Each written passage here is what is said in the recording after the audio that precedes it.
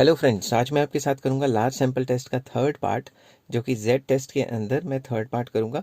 Difference between, third part है ये, test of hypothesis about the difference between two standard deviations. हमें दो sample standard deviation या दो पॉपुलेशन स्टैंडर्ड डेविएशन दी होंगी, हमें उसमें कंपेयर एंड कंट्रास्ट करना है कि इनमें कोई फ़र्क है या नहीं। तो सबसे पहला फॉर्मूला है S1 small S1 minus small S2, जो कि सैंपल स्टैंडर्ड डेविएशन होता है, divided by standard error of difference between two standard deviations. तो ऐसी S1 माइनस S2 लिखा हुआ। अगर पॉपुलेशन का डाटा दिया होता और दो पॉपुलेशन के स्टैंडर्ड डेविएशन को कंपेयर एंड कंट्रास्ट करना पड़ता, तो मैं सिग्मा 1 सिग्मा 2 लिख लेता, स्मॉल सिग्मा 1 एंड सिग्मा 2।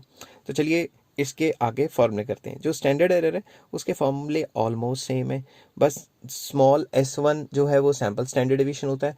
जब सैंपल में क्वेश्चन दिया हुआ है तो स्मॉल S1 यूज़ करना है, और जब पॉपुलेशन में दिया हुआ है तो स्मॉल सिग्मा यूज़ करना है। बाकी फॉर्मूले इनके सेम है, ऑलमोस्ट सेम है। जो पिछला पार्ट कराया था उसमें क्या था, N1 होता था, इसमें 2 × N1 2 × N2 नीचे आ जाता है।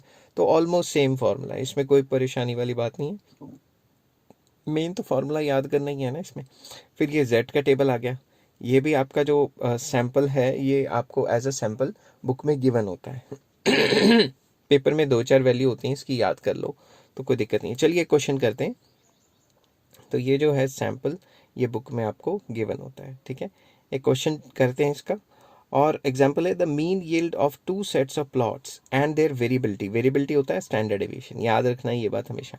उनकी जो स्टैंडर्ड डेविएशन है, टू सेट्स ऑफ प्लॉट्स की वेरिएबिलिटी, मतलब उन दोनों के दोनों उसकी जो वेरिएबिलिटी मतलब स्टैंडर्ड डेविएशन है, या स्मॉल एस या सिग्मा आपको है, बट ये तो टू सैंपल फ्लैट्स हैं तो वो गिवन है, ठीक है। तो सबसे पहले हम लिखते हैं हमें गिवन क्या है।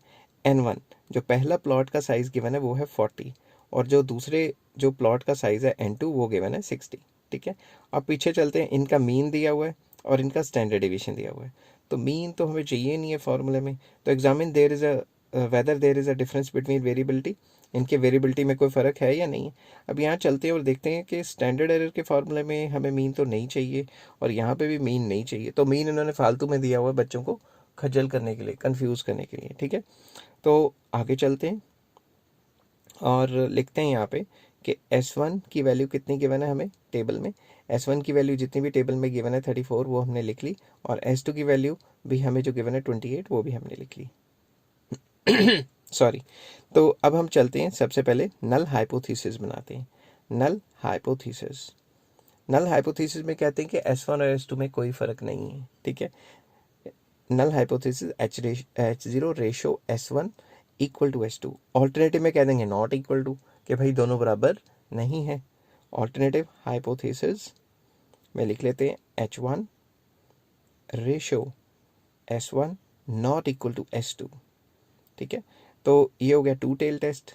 To tail test because whenever हमें ये चीज़ निकालनी है कि नॉट इक्वल टू, तो वो टू टेल टेस्ट आता है, वो मैं पहले डिस्कस कर चुका हूँ, आप पिछली वीडियोस पे जाके इसको देख सकते हैं। तो Z का formula S1 divided by S2 divided by standard error, S1 minus S2 divided by standard error. जो स्टैंडर्ड एरर था उसका फॉर्मूला आप सीधा भी तो पुट कर सकते हो।